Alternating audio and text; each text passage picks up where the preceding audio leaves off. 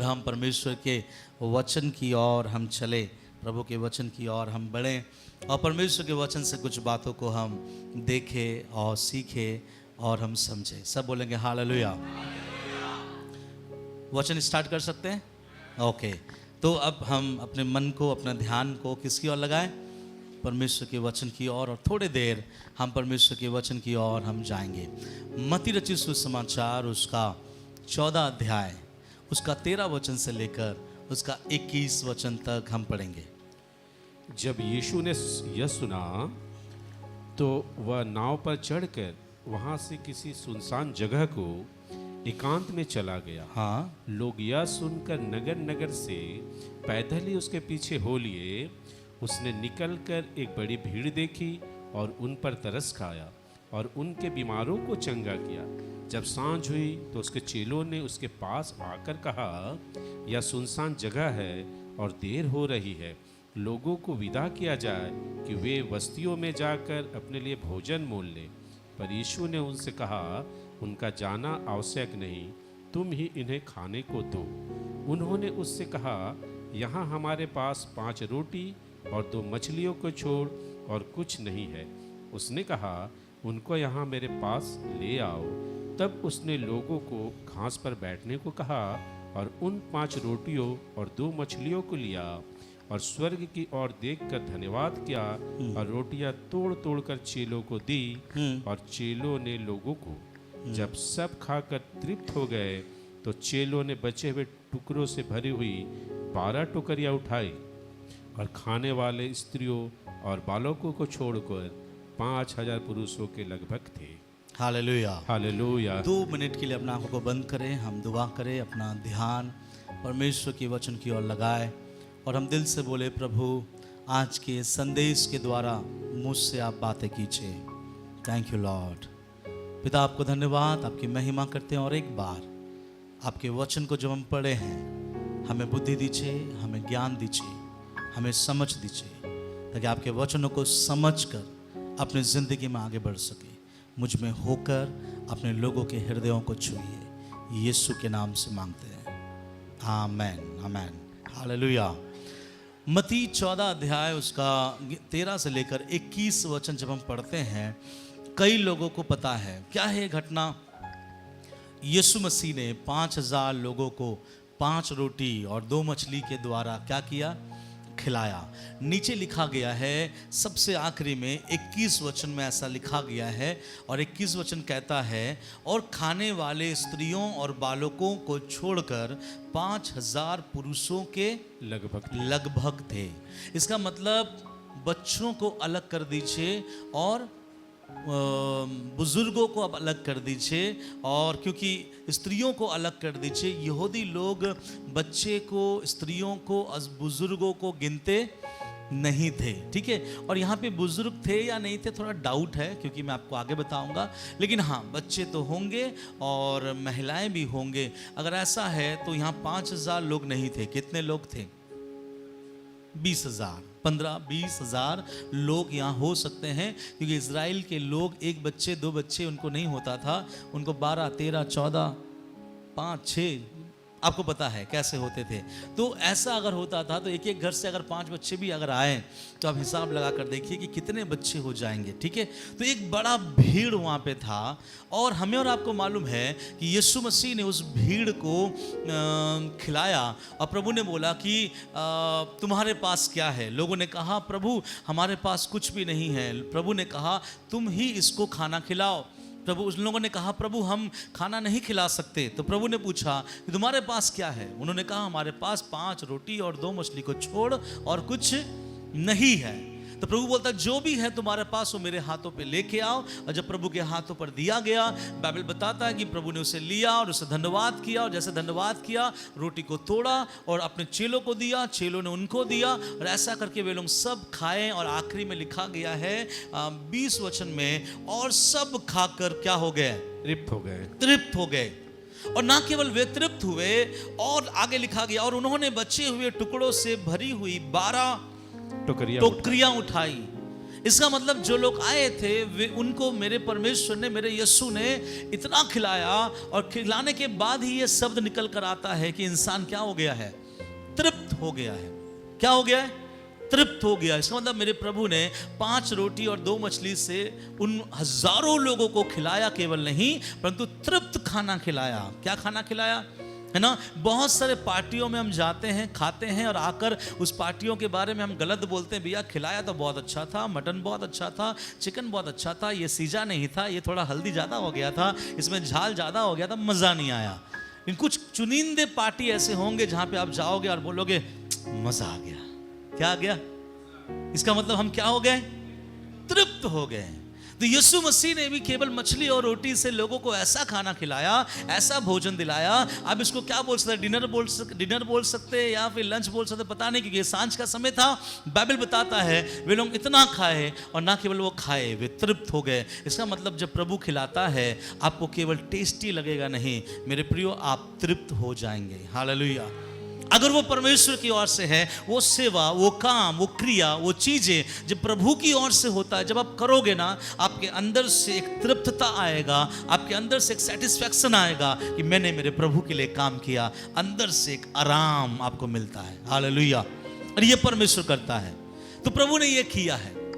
अब मैं ये नहीं बताना चाहता हूं, क्योंकि आप सबों को पता है कि प्रभु यीशु मसीह ने 5 रोटी 2 मछली को लेकर 5000 लोगों को खिलाया।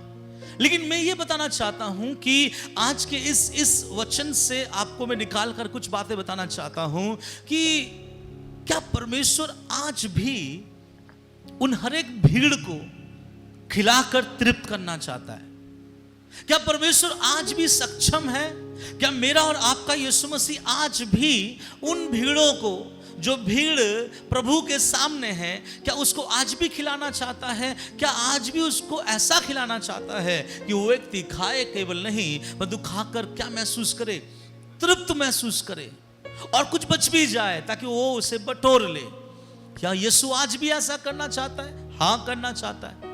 यीशु ने वहां पर ऐसा किया, और बाइबल बताती है, यीशु ने पूरे बाइबल में हम देखते हैं 2 ऐसा जगह है जहां पर यीशु ने लोगों को खाना खिलाया, कुछ थोड़ा मछली और थोड़े रोटी से। एक जगह 5000 लोगों को और एक जगह 4000 लोगों को। एक जगह 5 रोटी और 2 मछली से, और दूसरे जगह में कितना रोटी? 7 रोटी और कुछ मछलियां। तो प्रभु यीशु मसीह पूरे बाइबल में 2 जगह में ऐसा किया। क्या ये यीशु तीसरी बार ऐसा कर सकता है? चौथी बार ऐसा कर सकता है? 5वीं बार हमारी जिंदगी में ऐसा कर सकता है? अगर प्रभु ने उनको खाना खिलाया, अगर प्रभु ने उनको तृप्त किया, तो इसके पीछे क्या रीजन था? क्यों परमेश्वर का पुत्र यीशु ने उन लोगों को खाली पेट घर नहीं भेजा? हम बोलते तो है कि यीशु हमारा ऐसा है मानो वो हमारा आत्मिक आहार को भी खिलाता है और हमारा शारीरिक आहार को भी देता है। हमें मानते हैं, लेकिन क्या ये सब जगह लागू हो सकता है? क्या ये हम सब जगह बोल सकते हैं? क्योंकि अभी जब आप लोग यहाँ पे आए हैं, आपको आत्मिक आहार तो मिलेगा। आपको सबसे पहले साफ बता दूं, आत्मिक आहार के बाद हमारे पास शारीरिक आहार नहीं है। और आप में से कोई बोलेंगे, पास्टर जी मेरे पास भी 5 रोटी और 2 मछली आपके हाथ में दे दूं क्या? अगर आप दोगे तो मैं बोलूंगा दे दो और आप चले जाओ, मैं उसको घर में जाके खा लूंगा। अब समझिएगा कि उन दिनों में प्रभु ने किया, क्या प्रभु आज कर सकता है? ओके, अगर प्रभु उन दिनों में किया, कि प्रभु क्या सबों के बीच में करना चाहता है? क्या प्रभु सबों के जीवन में करना चाहता है कि कोई भी प्रभु के पास आए तो परमेश्वर उसको वचनों से भी तृप्त करे, और प्रभु उसको फिजिकल फूड या शारीरिक भोजन से भी प्रभु उसको क्या करे? तृप्त करे। ये जानना, ये समझना बहुत जरूरी है। ये जो लोग यहाँ पे आए हुए थे ना, 5000 जो लोग आए हुए थे, ये कोई साधारण लोग नहीं थे जिसके बारे में प्रभु ने सोचा। आप बोलिए, अगर मैं साधारण नहीं होऊंगा तो, बोलिए अगर मैं साधारण नहीं होऊंगा तो मेरा प्रभु मेरे बारे सोचेगा। इसका मतलब क्या है? कि प्रभु अगर आपके बारे में सोचना है, आपको भी प्रभु के बारे में सोचना है। होता है ना, आप मेरे घर आए और मैंने आपके साथ 3 घंटा बातचीत मैंने किया। एक गिलास पानी तक नहीं पूछा, एक गिलास ठंडा पानी तक नहीं पूछा, चाय तो दूर की बात है, मैंने पूछा नहीं। मैं आपके घर गया तो मेरा ये उम्मीद नहीं रहेगा कि आप मुझे क्या करो, कुछ खिलाओ। खिला दो तो बहुत अच्छी बात है। आप भी बोलोगे कि वो मैं उनके घर गया, उसने कुछ नहीं दिया, अब वो मेरे घर आया तो मैं उनको क्या दूं। अब देखिएगा संसारिक रीति में क्या होता है, उसका बेटी का विवाह हुआ था, इसने 10,000 रुपया दिया। अब इनकी बेटी का विवाह हो रहा है, वो क्या करता है, वो 12 या 15 देता है। लोग बोलते थोड़ा बढ़ा कर देना चाहिए। उसने भी मेरे बेटी की शादी में दिया था, तो उसका बेटी का शादी है तो मुझे भी क्या करना है, देना। इसको बोलते गिव एंड टेक पॉलिसी, दो तो तुम्हें भी दिया जाएगा। और यहां पर जब हम सुनते हैं हमको अच्छा लगता है, और इस वचन से हम बोलते हैं हाँ परमेश्वर हमारे आत्मिक जरूरतों को नहीं, हमारे शारीरिक जरूरतों को भी परमेश्वर क्या करता है, पूरा करता है। लेकिन मालूम है परमेश्वर ने उनके शारीरिक जरूरतों को पूरा किया तो किया किस बेस में किया, क्यों किया? क्या प्रभु हर किसी के ऊपर दयावंत है? क्या प्रभु हर एक के लिए भोजन प्रबंध करता है? मैं बोलूंगा हाँ, प्रभु कहता है मैं एक ऐसा परमेश्वर हूं, मेरे लोगों के ऊपर भी मेह बरसाता हूं, अन्य जातियों पर भी क्या करता हूं, मेह बरसाता हूं। लेकिन आज इस वचन से कुछ बातें मैं आपको बताऊंगा। बाइबल बताता है यीशु मसीह को उन लोगों पर तरस आया। क्या आया? तरस आया। मैं अगर पूछूं क्या परमेश्वर सबों के ऊपर तरस खाता है? क्या प्रभु उन सब लोग जो भूखे हैं इस दुनिया में, क्या उन सबों के ऊपर मेरा यीशु तरस खाता है? अब मैं कुछ विशेष हिडन बातें आपको बताना चाहूंगा और एक एक करके मैं आपको समझाऊंगा, तब आप समझ पाएंगे। चलिए उसी का पहले वचन से पढ़ते हैं, आप ध्यान से सुनिए क्या लिखा गया है, धीरे धीरे पढ़िएगा। 13 मत्ती 14 उसका 13। जब यीशु ने यह सुना तो वह नाव पर चढ़कर वहां से, एक एक वचन पे ध्यान दीजिएगा। जब यीशु ने कुछ सुना तो यीशु तुरंत नाव पर चढ़ गया, वहां से किसी सुनसान जगह पर एकांत में चला गया। कहां चला गया यीशु? एकांत में। और कहां चला गया? सुनसान जगह में। सब बोलिए सुनसान जगह। आप सुनसान जगह का क्या मायने निकालोगे? सुनसान जगह किससे बोला जाता है? जहां कोई ना हो, जहां कुछ ना मिलता हो, जहां कोई घर ना हो। और पता है यीशु मसीह ने क्या सुना? जो यीशु मसीह सुनसान जगह पर चला गया, यीशु का मन दुखित हो गया। यीशु नाव लिया और नाव लेकर, लिखा गया है कि वो नाव लेकर चढ़कर वहां से किसी सुनसान जगह को चला गया। इसका मतलब बाइबल में बताता, ध्यान सुनिएगा, यीशु मसीह ने खबर सुना। यीशु मसीह ने एक बैड न्यूज सुना, एक बुरा न्यूज यीशु के कानों पर किसी ने आकर कहा था, प्रभु आपका भाई, यीशु से बड़ा था वो, 6 महीने का, जिसका नाम था यूहन्ना बपतिस्मा देने वाला। और आपको याद है कि यूहन्ना बपतिस्मा दाता का सर क्या कर दिया गया था? कटवा दिया गया था। और जब उसका सर काट दिया गया था, यूहन्ना बपतिस्मा दाता के चेले उनको गाड़ कर यीशु के पास आकर कहा कि तेरे भाई को क्या कर दिया गया? मार दिया गया, क्योंकि वो यीशु के परिवार में आता है। और जैसे यीशु ने सुना कि यूहन्ना को मार डाला गया, बाइबल बताता है यीशु का दिल दुखित हो गया, यीशु खेदित हो गया। और यीशु उस खेदित मन में, उस भारी मन में लोगों से थोड़ा अलग होना चाहा। उसने कहा कि मैं नाव लेकर मैं थोड़ा चला जाता हूं। और यीशु कहां गया पता है? एकांत जगह पे गया, सुनसान जगह पर, जहां शहर के लोग नहीं आ सकते, जहां हल्ला गुल्ला ना हो, जहां सुनसान हो, ताकि यीशु थोड़े समय बैठकर वहां पर समय गुजार सके। जब आप लोग भी टेंस्ड होते हैं, टेंशन में रहते हैं, आपको कौन सा जगह अच्छा लगता है? सुनसान। मैंने ऐसे लोगों को भी देखा है, जब उस बहुत ज्यादा टेंस होता है वो कब्रिस्तान चला जाता है। ये कब्रिस्तान एकमात्र ऐसा जगह है जहां आपको कोई डिस्टर्ब नहीं करेगा, क्योंकि सब डिस्टर्ब होकर ही वहां चले गए। अब वो सो रहे हैं। और हम लोग लिखते हैं, हम मसीही लोग हर एक क्रूस में लिखते हैं, जो क्रूस कब्रिस्तान में गड़ा होता है, आप देख लीजिएगा RIP। इसका मतलब क्या होता है? Rest in peace. और वहां आप जाएंगे ना, आपको कोई क्या बोलते हैं गलत नहीं लगेगा, मतलब एकदम आराम लगेगा। आप में से कोई जाकर कब्रिस्तान में बैठे हैं? मैं गया हूं, अकेले नहीं, दोस्तों के साथ। और बहुत शांत रहता है, क्योंकि सच में वो जगह क्या है? शांत है। और जब आपको भी जब टेंशन होता है, आप भी बोलते हैं। और देखिएगा कभी कभी कुछ बच्चे बोलते हैं, जब पता नहीं मैं मम्मी के पास गया दौड़ के, मम्मी ने एक चाटा लगाया, उसके बाप आके पूछता है क्यों मारी बेटी को, बोला दिमाग खराब है मेरा, कोई आवाज मत करो, यहाँ पे शांत रहो। आपको मालूम होना चाहिए, विशेष करके महिलाओं को ज्यादा जब टेंशन होता है, उसको पति का आवाज भी छुरी जैसा लगता है। अभी मत बोलिए, आप थोड़ी देर बाद बात कीजिए।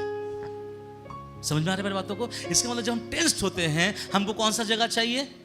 एकांत। थोड़ी देर के लिए मुझसे कोई बात ना करो, क्योंकि यीशु मसीह का कोई अपना मरा है, और वो नेचुरल डेथ नहीं है, उसको मारा गया है, मर्डर किया गया है, उसका गला को काट दिया गया, और उसके खिलाफ कोई कुछ किया नहीं जा सकता। यीशु दुखित हुआ, और ना केवल वो यीशु के अपने परिवार से है, परंतु वो यीशु का संदेश वाहक भी था। वही आकर पहला बोलने वाला था, मन फिराओ और तुम क्या करो?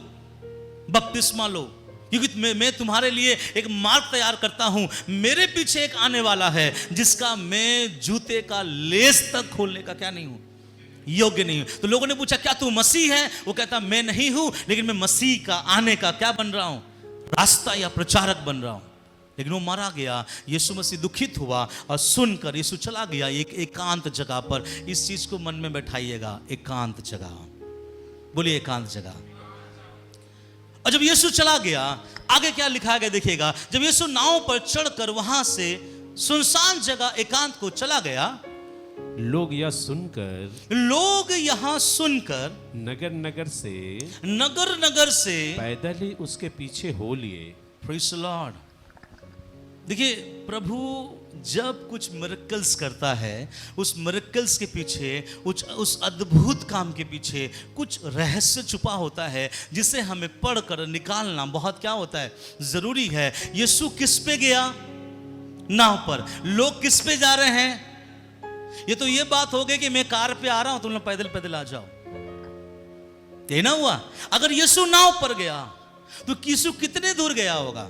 अरे दूर गया, वो सामने नहीं गया, क्योंकि शहर से थोड़ा अलग गया, ताकि थोड़ी देर वहां बैठकर गम कर सके। थोड़ा क्या बोल सकते हैं कि मनुष्यिक रीति में अपने दुख को वहां पर थोड़ा बैठकर यीशु उस गम को सह सके। और जब यीशु वहां गया, बाइबल बताता है कि जब दूसरों ने सुना कि यीशु वहां गया है, बाइबल लिखा गया है कि वे सुनकर नगर नगर से पैदल उसके पीछे क्या हो लिए। आपको पता है, हमको लगता है कि यीशु ने उनके ऊपर इसलिए तरस खाया क्योंकि वो यीशु मसीह के पास वचन सुनने के लिए आया। लेकिन मैं आपको कुछ बताना चाहता हूं, वो यीशु मसीह के पास में उस जगह गया जहां पर कोई चीजों की सुविधा नहीं थी। कोई भी जगह में जब सभा होता है, इससे पहले कि हम सभा को अटेंड करें, हम इस बात को पता लगाते हैं आसपास का सबसे पहले सामने वाला स्टेशन कौन सा होगा। क्या वहां होटल मिलेगा? क्या वहां खाने पीने की व्यवस्थाएं हैं? क्या वहां पर मैं जाऊं अपने बच्चों को लेकर तो सब ठीक होगा? हम अपने फोन पर इतना भी देख लेते हैं कि इस समय वहां का वेदर क्या होगा, इस समय वहां का मौसम क्या होगा। अगर सब बातें अनुकूल रहा तो हम टिकट करेंगे, उसके बाद उस सभा पर, उस मीटिंग पर, उस आराधना में हम क्या करेंगे? हम जाएंगे। लेकिन यहां लिखा गया है, जब उन लोगों ने सुना, ध्यान से सुनिए, जब उन लोगों ने सुना, और उन लोगों ने क्या सुना होगा? आप बताइए क्या सुना होगा? अरे यीशु मसीह एक एसी रूम में बैठा हुआ है, रजिस्ट्रेशन 1500 रुपया है, आप लोगों को खाना मिलेगा, आप लोगों को चाय मिलेगा, और यीशु मसीह आप लोगों को सुंदर संदेश सुनाएंगे। अंधों को ले जाओ, लंगड़ों को ले जाओ, लूलों को ले जाओ, खुदा वहां चंगाई देगा, और सब चीजों की सुविधाएं हैं। और लोग अपने नगर नगर से निकले और यीशु मसीह के पीछे दौड़ गए, क्योंकि वहां पे सारी चीजों की सुविधाएं थी। बाइबल कहता है वहां कोई चीजों की सुविधाएं नहीं थी।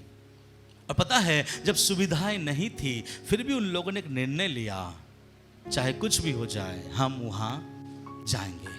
आपको पता है ये लोग आज खाकर तृप्त क्यों हो रहे हैं? क्योंकि इन लोगों ने तब डिसीजन लिया जब उनको पता चला कि जहां हम जा रहे हैं वहां पर एक भी दुकान नहीं है। उसने देखा कि जहां यीशु मसीह है, जहां हमको खबर मिला यीशु जा रहा है, हम अगर पैदल चले जाएं, हम वापस कैसे आएंगे, कौन से गाड़ी में आएंगे, कौन से जानवर को हम भाड़ा में लेंगे कि हम अपने घर को लौटाएं। उन लोगों ने कुछ नहीं सोचा, उन लोगों ने एक चीज सुना कि यीशु है, हमको वहां पर क्या करना है, जाना है। उसने सुनसान जगह को इग्नोर किया और यीशु मसीह को अपने चेहरे के आगे रखा, कुछ नहीं सोचा और अपने घर से निकला। आपको मैं बताना चाहता हूं, ऐसा कोई भी इंसान जब कुछ नहीं सोचता है कि मैं क्या खाऊंगा, मैं क्या पीऊंगा, मैं कहां रहूंगा, मेरे जीवन का क्या होगा, और कुछ नहीं सोचकर अगर आप खुदा के पीछे चलते हैं, खुदा तरस खाएगा आप पर। हालेलुया। परमेश्वर तरस खाएगा। क्यों खाएगा मालूम है? आपने यीशु के पीछे चलने के लिए एक शर्त नहीं रखा कि मैं यीशु के पीछे जाऊंगा तो मैं क्या खाऊंगा। बाइबल में लिखा है, पतरस उसके चेले आकर बोलने लगे कि हमने सब कुछ छोड़ दिया प्रभु, हमको क्या मिलेगा। प्रभु ने कहा, जो मेरे लिए अपने माँ बाप सब कुछ छोड़ा है, मैं कहता हूँ इस पृथ्वी पर 100% और वहां भी 100%। एक पास्टर ने कहा, आप प्रभु को तब बोल सकते हो कि प्रभु मुझे क्या मिलेगा, अगर आपने खुदा के लिए कुछ छोड़ा है तो। अगर आपने प्रभु के लिए कुछ नहीं छोड़ा, आपने प्रभु के लिए कोई टर्म्स एंड कंडीशन लगा रखा है कि मैं इसलिए जाऊंगा, मैं इसलिए जाऊंगी, मैं वहां पर अगर सब सुविधाएं हैं तो मैं वहां बैठूंगा, मैं वहां रहूंगा, मैं वहां सब कुछ करूंगा। अगर सुविधाएं हैं तो प्रभु कहता है कि मेरे मिनिस्ट्री में टर्म्स एंड कंडीशन रखने वाले को मैं निकाल कर क्या करता हूं, बगल में रखता हूं, क्योंकि मैं ऐसे लोगों को चाहता हूं जो सुने और दौड़ता हुआ मेरे पास आए। ये ना सोचे वहां क्या मिलेगा, ये ना सोचे कि वहाँ पर मैं कहाँ ठहरूंगा, ये ना सोचे मेरे बच्चों को अगर प्यास लगेगा तो पानी कहाँ से आएगा, ये ना सोचे कि मेरे बच्चों को भूख लगे तो मैं कहाँ से खाना खिलाऊंगा। बाइबल में लिखा गया है, यहाँ लिखा गया है कि वे लोग जैसा सुना वैसा यीशु मसीह के पीछे क्या किया, गया। और कैसे गया, कैसे गया, सब बोलिए कैसे गया। कितने जाएंगे प्रभु यीशु मसीह को प्राप्त करने के लिए यहाँ से कोलकाता पैदल?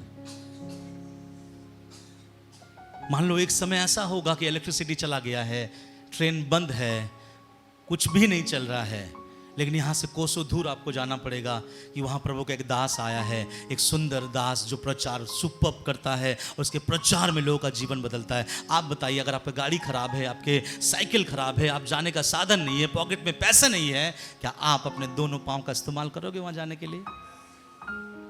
जब आप जाते हैं ना, खुदा ऐसे लोगों पर तरस खाता है। हालेलुया। मेरा प्रभु सबके लिए 5 रोटी और 2 मछली नहीं बनाता। मेरा प्रभु उनके लिए जो प्रभु के बारे में सुना और सुनकर क्या हो गया, दौड़ कर आ गया। अब यहाँ पर जो लोग बैठे हुए ना, आप उससे पूछिए प्रभु के पीछे आप क्यों हो रहे हो, मुझसे पूछिए, सबसे पूछिए। ज्यादातर लोगों का जवाब होगा कुछ मिले या ना मिले, हम तो प्रभु के पीछे चलेंगे। और ऐसे बोलने वाले लोगों के ऊपर में हर समय पर प्रभु का दया होता रहता है। क्यों पता है? हम बिना किसी चीजों के लिए प्रभु के पीछे क्या कर रहे हैं, दौड़ रहे हैं। और लिखा गया है वे लोग पैदल चले गए। यीशु नाव पर गया और ये लोग कहां चले गए, पैदल चले गए। ये क्या चीज दिखाता है मालूम है? ये दिखाता है उन लोगों का एक स्ट्रॉन्ग निर्णय कि कुछ भी हो हम प्रभु के पास जाकर क्या करेंगे, मिलेंगे। मेरी बातों को समझ में आ रहा है?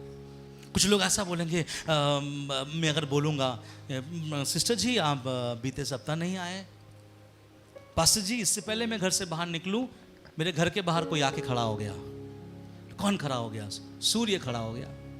गर्म का दिन था, मैं सोचा चर्च जाऊंगी, तो मैंने दरवाजा खोला और देखा इतना लू चल रहा है, इतना लू चल रहा है, तो मैं गोरा निकलूंगा और चर्च तक आते आते काला पड़ जाऊंगा। तो इसलिए मैं सोचा कि नेक्स्ट वीक में जाऊंगा। मैं हमारे कलीसिया के बारे नहीं बोल रहा हूँ। कुछ लोग ऐसे भी बोलता है, पास्टर जी अगर मैं घर से निकलूं तो मैं लू से क्या हो जाऊंगी, जल जाऊंगी। इसका हमारे कलीसिया के विश्वासी ने कभी नहीं कहा। ये मैं बता रहा हूं ताकि यूट्यूब वाले थोड़ा सीख ले। लोग बोलते हैं इतना गर्मी में कैसे प्रभु के पास जाएंगे, इतने गर्मी में प्रभु के पास कैसे जाएंगे। मैं धन्यवाद करता हूं प्रभु का कि प्रभु ने हमें गाड़ी दिया है, बाइक दिया है, साइकिल दिया है, ताकि हम चलाकर प्रभु की उपस्थिति में आ सके, भाड़ा करके हम आ सके। लेकिन याद करो, उन लोगों के जीवन में कुछ भी नहीं था। घर से निकला, और याद रखिए, ना तो झोला लिया, ना तो पैसे लिए, ना क्या लिया मुझे नहीं पता, लेकिन वे लोग अपने घर से निकल पड़े। एक ही बात सुना कि यीशु है, और वो जाना कि सुनसान जगह है, फिर भी वहां पर क्या हो गए, चले गए। बोलने का मतलब यह है कि जब यीशु के आशीषों को कहीं मिलता हुआ आपको दिखे, आप वहाँ टर्म्स एंड कंडीशन मत लगाना कि बारिश हुआ था, धूप आया था, गर्मी था, लू था। आप बेशर्त प्रभु के पास आओ, खुदा भी बेशर्त आपको आशीष करेगा। हालेलुया, बेशर्त वो आपको आशीष करेगा। और सबसे पहली बात, वो लोग कब गया, जब उन लोगों को पता था कि यीशु कहाँ है, सुनसान जगह में। अभी मान लेते हैं आने वाले दिनों में हम एक नया कलीसिया अगर बनाएं, एक ऐसे जगह पर जहां से खड़गपुर से थोड़ा दूर हो। सिस्टर श्रावणी बहन बोल रहा था, बीते कुछ दिन पहले उससे बात होने समय श्रावणी सिस्टर बोल रही थी कि हाँ, मैं बोला कि ऐसे जगह पे होना चाहिए ताकि आप लोगों को भी आने में थोड़ा सहायता मिले। वो बोलता हम लोग प्रार्थना करते हैं कि ऐसे जगह पर हो ताकि हमको भी थोड़ा आने में क्या हो जाए, सामने हो जाए। मान लीजिए कि ऐसे जगह पे हो गया जहां अभी आपके घर से कलीसिया अगर 1 किलोमीटर है, हो सकता है कि वो 10 किलोमीटर पड़े। कितने लोग आएंगे? पैदल आएंगे? अगर आप बिना शर्त आते हैं ना, प्रभु भी बिना शर्त आपको क्या करेगा, आशीषित करेगा। मायने नहीं रखता कि चर्च कहाँ है, मायने ये रखता है आपका दिल कहाँ है। हालेलुया। आपको मैं बता दूं, यहाँ से मेदिनीपुर से एक परिवार यहाँ पे आता है। कहाँ से आता है? मेदिनीपुर से। सुबह गाड़ी चढ़ता है, यहाँ आता है, और जब पति पत्नी अपने बच्चे को लेकर आता है, जब वो लोग घर वापस जाता है, घर में खाना नहीं पकाता है, होटल में खाकर घर घुसता है, क्योंकि उसको अच्छा लगता है। दिल कहाँ है उसका? और जहाँ दिल आपका होगा ना, आपको किलोमीटर दिखाई नहीं देगा। मैंने तो ऐसा भी सुना कि कुछ कुछ लोग यहाँ से दिल्ली तक चले गए अपने दिल के कारण से। ठीक है, वो दिल अलग होता है, लेकिन हमारा दिल अलग है। हम प्रभु के लिए क्या करते हैं? दौड़ते हैं, हम प्रभु के लिए भागते हैं। हालेलुया। पहला, ध्यान से सुनिएगा, एक बड़ा चमत्कार होने के पीछे एक बड़ा निर्णय का भी होना बहुत क्या है, जरूरी है। अब इसको नहीं पता था कि वहाँ हम क्या फेस करेंगे, वहाँ किससे मिलेंगे, क्या होगा। उन लोगों ने कुछ नहीं सोचा, सोचा एक ही चीज़, जाएंगे और प्रभु से मिलेंगे। इतने में कोई बोला होगा, भाई तुम लोग जहाँ जा रहे हो ना, तुमको पता है वो जगह पे पानी तक नहीं मिलता, कोई होटल तक नहीं है, तुम क्या करोगे, तुम्हारे बच्चों को अगर प्यास लगेगा। उन्होंने बोला होगा चाहे जो कुछ हो जाए, हम प्रभु के पास जाएंगे। और निकला, चला गया। और जब वो चला गया, आगे देखिएगा, मैं कुछ वचन आपको पढ़वाता हूँ, पढ़िएगा उसका 15 वचन पढ़िएगा। जब सांझ हुई सांझ हुई तो उसके चेलों ने उसके पास आकर कहा, यीशु के पास आकर कहा, यह सुनसान जगह है, यह सुनसान जगह है। अब तक मैं बोल रहा था कि सुनसान जगह, अब चेले भी बोल रहे हैं कौन सा जगह है, सुनसान जगह। अब चेलों को भी लगा भैया बड़ा पंगा हो गया इस जगह पे। सोचा नहीं था कि इतना बड़ा रिवाइवल मीटिंग हो जाएगा, लेकिन अब थोड़ा पंगा होने वाला है। लोग चिल्लाएंगे कि कहाँ आ गए। उसने बोला होगा, यीशु मसीह थोड़ा ध्यान दीजिए, सांझ हो गया है। सांझ मतलब कितना बज गया होगा, शाम हो गया है। इसका मतलब जो लोग यहाँ पे आए हैं अब तक वहां पे है। और कुछ बातें मैं आपको बताऊं, ध्यान से सुनिएगा। अगर आप ऊपर के वचनों को पढ़ेंगे ना, आपको कुछ चीजें समझ में आएगा। पढ़िएगा उसका 14 वचन पढ़िए, क्या लिखा गया है। निकलकर सुनिए, 14 वचन में क्या लिखा गया है। यीशु मसीह निकलकर एक बड़ी भीड़ देखी और उन पर तरस खाया। हालेलुया। यीशु मसीह जब निकला, उस भीड़ को देखकर क्या किया है, तरस खाया। अब मैं आपसे पूछूं, अगर क्वेश्चन मेरा ये होगा कि उस पर तरस क्यों खाया, आंसर क्या होगा? क्योंकि उन लोगों ने कुछ नहीं सोचा, अपने प्रभु से मिलने के लिए सुनसान सड़क पर दौड़ा हुआ दौड़ कर आ गया। अब प्रभु ऐसे लोगों पर तरस खाएगा कि नहीं खाएगा? पता है, कुछ लोगों के बारे ऐसे गवाहियां भी है कि उसके घर के हंडी में चावल है ही नहीं। संडे के दिन में पति कह रहा है कि सुनो आज हम क्या खाएंगे, पत्नी कहती है पता नहीं क्या खाएंगे, लेकिन बच्चों को उठा दो और तैयार करो, क्योंकि हम सबों को मिलकर कहाँ जाना है, चर्च जाना है। और वो चर्च को निकल पड़ती है और चर्च चले जाती है बिना ये सोचे कि चर्च भी समय पर खत्म होगा, वहाँ खिलाने वाला कोई नहीं होगा, वहाँ पे हेल्प करने वाला कोई नहीं होगा, हमको इसी घर में लौट के आना है। जब हमारे बच्चों के पेट में भूख बढ़ेगी हम उसको क्या खिलाएंगे, ये सब कुछ नहीं सोचकर वो दौड़ा चला जाता है कलीसिया में। और कलीसिया अटेंड करने के बाद लोग तो समझ नहीं पाते, हाथ मिलाते हैं, बोलते जय मसीह सिस्टर, जय मसीह ब्रदर, और वो अपने बच्चों को लेकर जब घर आ रहा होता है उनके मन में होता है कि अब हम क्या खाएंगे। आराधना तो हो गया लेकिन अब हम क्या खाएंगे। इतने में चलते चलते उसको रास्ते पर एक नोट दिखाई दिया, नोट 500 का था। वो घर आता है, पकाता है, खाता है। ये खुदा उस पर तरस करता है जो खुदा के लिए बिना सोचे दौड़ा चला जाता है। मैं बात कर रहा हूं मेरे परिवार के बारे में। कई बार मेरे परिवार में खाना नहीं है, मेरे मम्मी पापा एक ही बात कहता है, कुछ हो या ना हो लेकिन उठो और तैयार हो, और कहाँ जाएंगे, चर्च चलेंगे। और कई बार हम चर्च जाते हैं, जब वापस आते हैं तो हमारे घर पे खाना नहीं पका है। माँ कहती है जाएंगे और पकाएंगे, लेकिन क्या पकाएगी, क्योंकि यहाँ पे चावल तेल कुछ भी नहीं है। लेकिन हर बार यहोवा ईरे बन के खड़ा होता है और बताता है मैं आज भी तैयार हूं उन लोगों के ऊपर तरस खाने के लिए जो बिना किसी सोचकर मेरे पीछे में क्या करता है, दौड़ता है। ये गीत है ना, हम तो मसीह के लिए क्या है, पागल है और दीवाने हैं। आपको नहीं लगता कि जो कोई मसीह के लिए दीवाना और पागल होता है परमेश्वर उनको सहायता करेगा कि नहीं करेगा?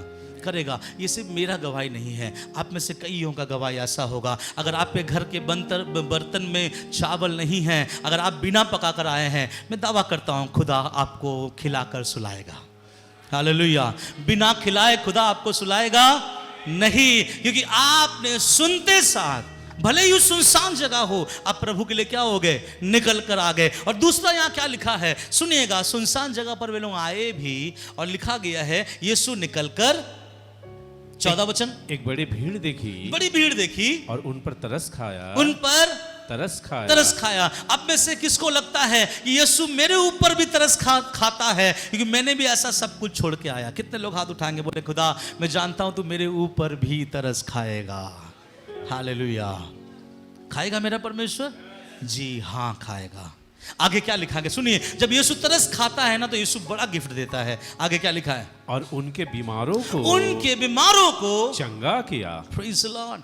अब बताइए 15 वचन पहले आता है कि 14 वचन पहले आता है? 14। तो 14 वचन में लिखा गया कि मैं आया और 5000 लोगों को मैंने देखा कि कई भीड़ वहां पे है। यीशु को तरस आया और यीशु ने उसको क्या किया, उनके बीमारों को क्या कर दिया, चंगा किया। जब उनके बीमारों को चंगा किया, उसके बाद 15 वचन में क्या लिखा गया है, जब सांझ हुई तो उसके चेलों ने उसके पास आकर कहा, यह सुनसान जगह है और देर हो रही है, लोगों को विदा किया जाए कि वे बस्तियों में जाकर अपने लिए भोजन मोल ले। इसका मतलब बस्ती से काफी दूर ये सभा चल रही है। ऑर्गेनाइज सभा नहीं है, अचानक से हो चुका है। अब ध्यान से सुनिएगा, यहां लिखा है सांझ हो गए। सब बोलिए सांझ हो गए। अब मैं एक बात बोलूं, यीशु जब निकला और देखा, तरस खाया कि लोगों को बीमारी है, यीशु ने बीमारियों को छुआ और बीमारियों को चंगाई दिया। तो जो बीमार चंगे हो गए होंगे तो उनको तो घर आ जाना चाहिए था। क्या लग रहा है आपको? जो बीमार चंगे हो गए होंगे, जिसको प्रभु ने चंगाई दिया है, उन लोगों को घर आ जाना चाहिए था कि नहीं आ जाना चाहिए था? लिखा गया वे लोग भी घर नहीं आए, चंगाई तो प्राप्त किए लेकिन वहां पर शाम तक रुके रहे। ये कौन लोग हैं? हम तो मसीह के लिए पागल है, दीवाना है। हम खुद के चंगाई को भी लेंगे और हजारों के चंगाई को भी देखेंगे। हालेलुया। और यहाँ जो लोग थे ना, जो चंगाई प्राप्त किए, वो चंगाई प्राप्त करके चले जाना चाहिए था, लेकिन बाइबल बताता है वो अभी तक वहां है बाय चॉइस। उसने, इसका मतलब उसने ठान लिया है आज भोजन मिले ना मिले, आज मेरी चंगाई तो हो गई है लेकिन मैं बहुतों का क्या देखूंगा, चंगाई देखूंगा। और जब मैं अपने शहर लौटूंगा, गांव लौटूंगा, बस्ती लौटूंगा, बोलूंगा खुदा मुझे भी चंगाई दिया है और मेरे जैसे हजारों को प्रभु ने चंगाई दिया है। हालेलुया। बोलना ही चाहता हूं, खुदा के घर में आप अगर प्राप्त कर भी लो, थोड़ा बैठ जाओ। क्या करो? थोड़ा बैठ जाओ। ना बाबा আমি তো পেয়ে গেছি, আমি যাচ্ছি। ये राशन नहीं है कि आपका नंबर पहले आया, आपको मिला, आपने वहाँ पर क्या बोलते हैं उसको, फिंगरप्रिंट दिया, आप बोलते आप चलते बने। नहीं, ये प्रभु का, खुदा का क्या है, घर है। ठहरे रहो। और जब आप ठहरे रहते हैं बड़ा काम देखते हैं। मैंने सोचा कि क्या इसमें से कोई घर गया होगा। अब अनुमान लगाते कोई घर गया होगा, दूसरा दिन उससे बोला होगा, अरे चिंटू तू तो लंगड़ता था लेकिन तुझे तो प्रभु ने चंगाई दिया, लेकिन मेरे भाई तू जल्दी आ क्यों गया। चिंटू बोला होगा मुझे घर में काम था इसलिए मैं आ गया। अरे तू बहुत बड़ा चीज को मिस किया यार। क्या मिस किया पता है? तेरे चंगाई होने के बाद आधा घंटा के बाद जब सूर्य ढल गया था, यीशु मसीह ने एक बहुत बड़ा काम किया जो तूने मिस कर दिया। बोला क्या काम किया पता है? प्रभु ने हाथों में मछलियों को लिया, रोटी को लिया, पता नहीं उसने क्या किया, और हम इतने हजार लोग खाकर तृप्त हुए। वो बोला होगा ऐसे होता है क्या? उन्होंने कहा मैंने देखा था, अगर तू ठहर जाता तो तू भी खुदा के बड़े महिमा को देख लेता। हालेलुया। इसलिए परमेश्वर के घर में थोड़ा ठहर जाओ। इंसान से नहीं। कौन महिमा देगा आपको? कौन महिमा दिखाएगा आपको? परमेश्वर। बोलने का मतलब है, ये लोग सोच के देखिए, सुनसान जगह है, खाने की पीने की कोई व्यवस्था नहीं है, आपको चंगाई मिला, आप चलते बनिए, लेकिन वो लोग गया नहीं। फिर भी वो खड़े होकर प्रभु की महिमा को क्या कर रहा है? देख रहा है। इसका मतलब ये है कि वे लोग जानबूझकर मुसीबत को अपना रहे हैं। हमें से कोई होता था, हम बोलते भैया चलो अभी निकलना ठीक होगा क्योंकि आखिरी ट्रेन इतने बजे है, अगर अभी नहीं निकले तो रात का ट्रेन मिलेगा, उसके बाद बड़ा क्या हो जाएगा, दिक्कत हो जाएगा। उन लोगों ने कहा भैया हम कब निकलेंगे नहीं पता, जब प्रभु यीशु मसीह कहेगा आमीन उसके बाद ही हम क्या करेंगे, निकलेंगे। तो मैं पूछना चाहता हूँ, आप यीशु के पास सुनसान जगह पर देखकर सुनकर आए हैं, क्या सांझ तक उसके साथ रहेंगे? तब तक जब तक यीशु वहाँ से नहीं जाता। ये कहता है कि हाँ हम रहेंगे, और तब एक बड़ा मिरेकल पैदा होता है। और जब प्रभु देखता है कि कोई नहीं गया, आप वहां आगे पढ़िएगा, देखिएगा क्या लिखा गया है। पर यीशु ने उनसे कहा उनका जाना आवश्यक नहीं, उनका जाना आवश्यक नहीं। अब यीशु ने भी ठान लिया कि इसको हम ऐसे भेज नहीं सकते। अरे कैसे यीशु भेज सकता है? क्या लगता है हम जो प्रभु के पीछे एक गर्मी में बैठकर, पंखा चल रहा है फिर भी गर्मी है, फिर भी पहुँचते पहुँचते हम जो प्रभु की उपस्थिति में मन और दिल लगा रहे हैं, मैं सच बता रहा हूँ ऐसे लोगों को प्रभु बहुत आशीषित करता है। और जब आज आप गर्मी में बैठे हैं, खुदा एक दिन एसी का रूम भी देगा। शायद आपको उस समय रुमाल की आवश्यकता ना पड़े, लेकिन एसी में बैठेगा वही जो पसीना बहाया है पहले। हालेलुया। आपको पता है वे लोग को भूख लग रहा था, लोग सोच रहा था क्या करेंगे क्या नहीं करेंगे, इतना ध्यान था अपने प्रभु के पास में। चंगाई तो मिला, और उसके बाद प्रभु ने कहा अब मैं भी बोलता हूँ कि इनको मैं ऐसे नहीं भेजूंगा। अब ऐसे ही होता है आत्मिक जीवन में।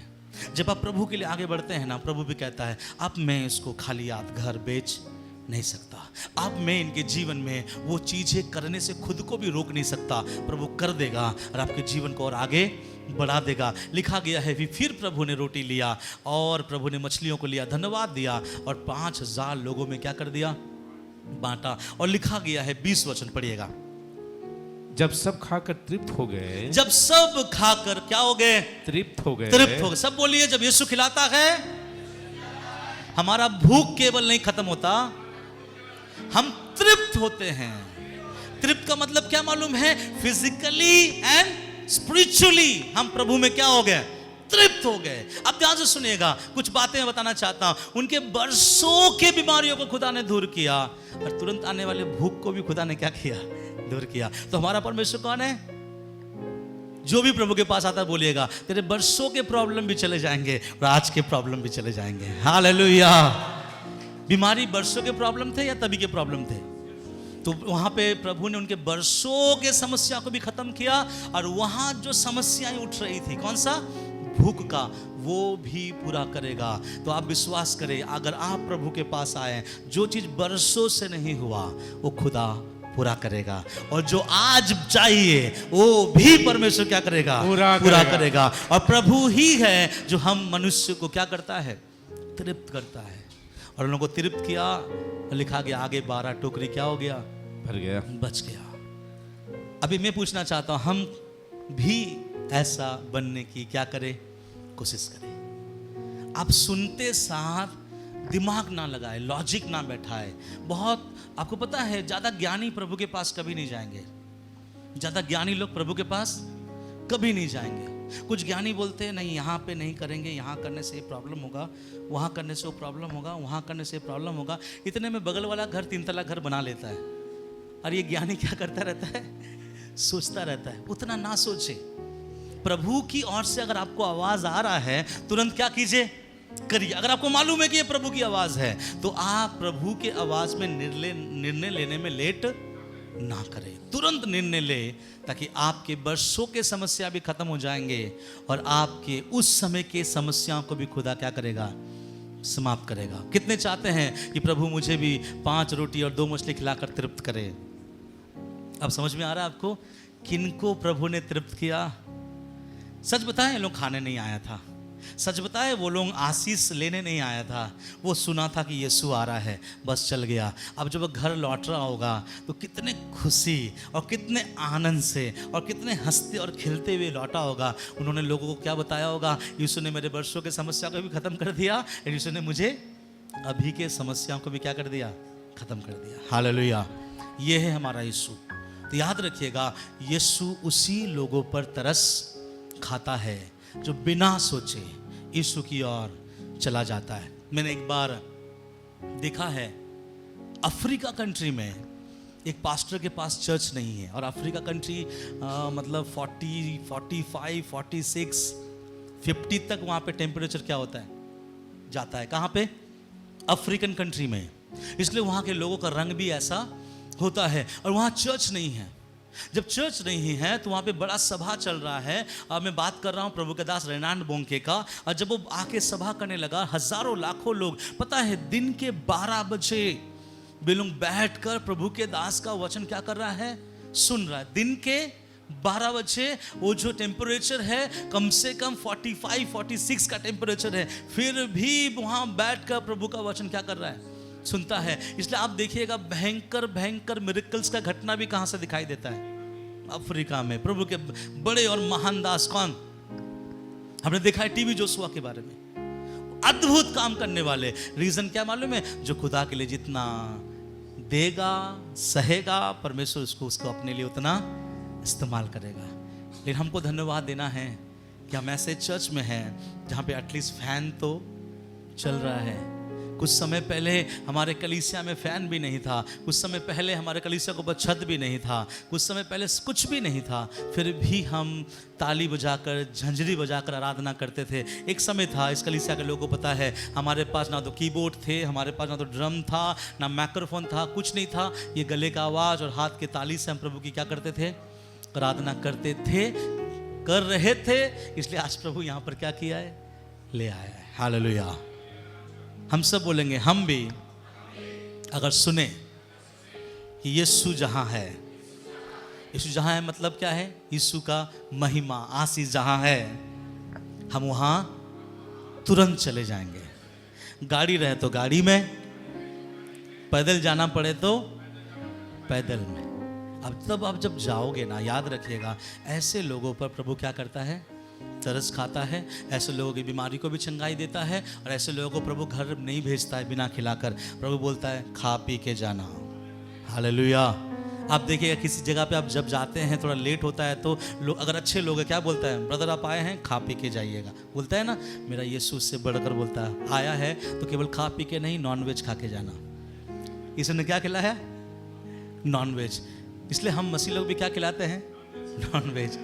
प्रभु को स्तुति हो। समझिए इस बात को कि प्रभु का बड़ा चमत्कार अगर देखना है तो जो आपको चमत्कार मिला, मिलते साथ ना भागे, वहाँ रहिए। तब आपको पता चलेगा कि प्रभु आपके लिए अनुग्रहकारी केवल नहीं है, वो 5000 लोगों के ऊपर भी अनुग्रह कर सकता है। हालेलुया। Thank you Jesus.